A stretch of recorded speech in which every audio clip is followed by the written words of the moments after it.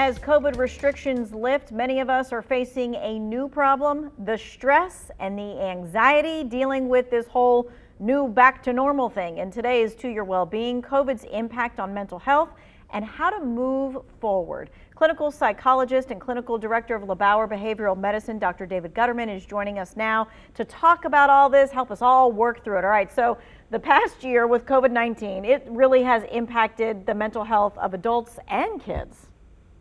Very, very much so. It has been, it's been a significant learning curve for everybody. You know, just like the virus, we were learning about things every week, every month that's gone by, and we're just now starting to really grapple with the significant impact it's had on mental health for everyone.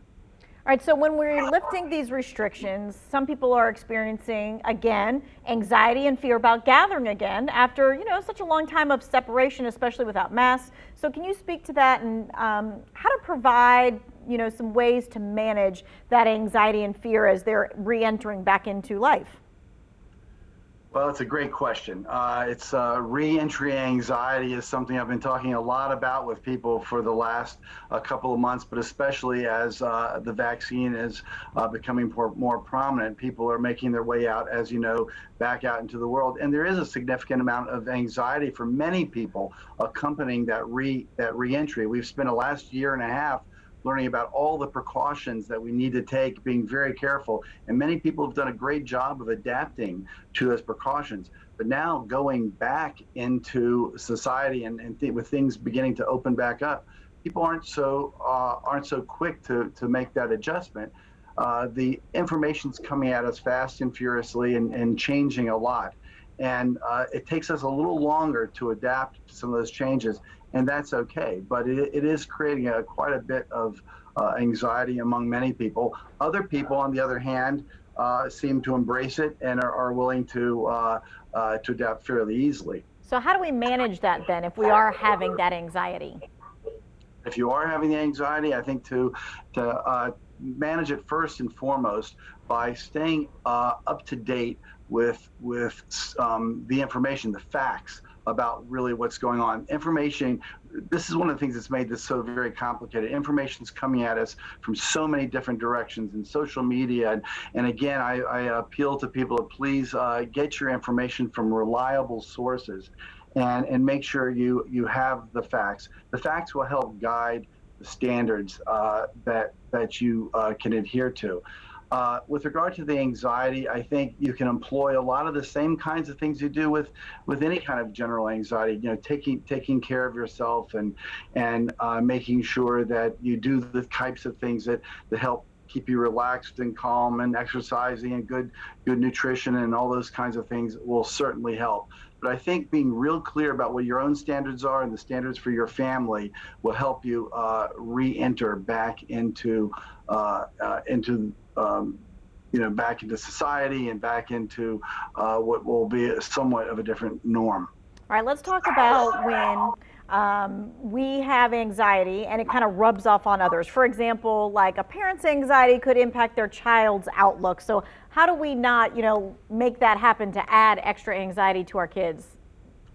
Another good question, because you're exactly right that children often will emulate what they sense or hear or feel from their parents. So it's very important that you be cautious and careful about what you say around your children or to your children. Help them understand if you know your family is taking certain particular types of precautions, if you're still wearing masks in certain places, and they ask you why, why aren't we taking them off like some other people? Explain to them, help them understand where you're coming from and why it's important. You can do that in a way without a great deal of anxiety and stress associated with it.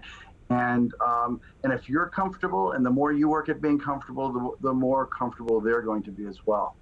All right, well, let's talk about how we handle situations where people have completely different views than we do. And we saw this, you know, during the political season and all that kind of stuff, but it kind of has continued on with masks, no masks, and coronavirus, no coronavirus. If things start to get uncomfortable, how do we deal with that? Well, you're exactly right, Tanya, that we've been dealing with this for a year and a half, right? As people have very different ideas about what they're about how to manage their precautions around COVID. And so, just like we did at the beginning and the middle of this, here toward the end of this, people are exercising very different types of precautions, and it can get very uncomfortable.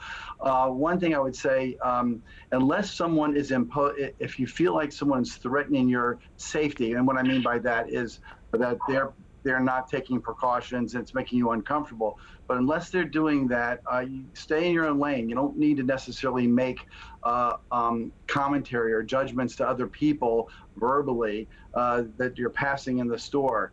I mean, I think that it's important that again you remain comfortable. If you're in a situation that's not comfortable, or someone seems to be either giving you a hard time or saying things to you, it is, as we've learned for the last year and a half, it is not worth getting into any kind of a significant confrontation with people. And we always have the option of exiting stage left, to get ourselves out of those difficult situations. And I think that's an important model for our kids, and it's important for ourselves to be respectful of each other. Dr. Gutterman, we hear getting back to normal, those words very frequently, but for some, that reference is really difficult to deal with because perhaps they've lost a loved one, or they're a long hauler and they're experiencing symptoms, and they say there is no back to normal. So what advice do you have for those who are kind of struggling with that? Well, I think it's a very good point that for so many people that they're not going back to normal, right? Because if you've, certainly it's not normal if you've lost someone close to you, someone that you know. And I think it's important to recognize life is always throwing us changes. We're always evolving and we're always changing. I wouldn't get so locked into trying to get back to normal. There'll be a different normal. We need to be patient and work our way into that. I think for a lot of people, it's very difficult if their lives have changed in some very significant way. It could be economic, it could be the loss of a loved one, it could be, as you say, a long hauler, it could be any of those things. And it's difficult because when you see other people around you getting back to what looks like normal for them, it isn't for you, and it takes time. But in time, you develop a new norm and you integrate that into your life. So again, I would just caution people, please, be patient with yourself as well with others. We will develop into what will be a different norm to varying degrees for everyone. So when should someone seek help, and what are the options now? Well, fortunately, the good news is there are a number of options that are available throughout the pandemic. So many mental health professionals have converted over to doing virtual sessions like this, in Zoom types of meetings, to make mental health services much more accessible. Cone Health is going to be opening up an emergency outpatient facility in the next couple of weeks. LeBauer and many other practices throughout town have outpatient services to really help folks. But it's important to recognize that under these are abnormal times, and so don't feel as though you're the only one going through something significant like this. So if the anxiety that you feel, the depression you feel, and keep in mind, the depression and anxiety and PTSD that's been reported throughout the pandemic is about 4 times what it was in the pre-pandemic stages. So it's very prominent and significant.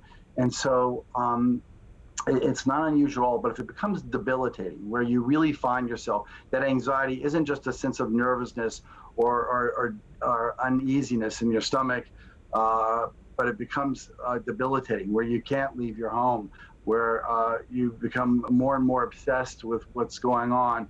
Your friends or family are commenting to you, you're not the same, or you're not sleeping well and not eating well. Those kinds of things are usually good indicators that you might want to consult with a professional, talk to somebody who can really help navigate your way through this tough time.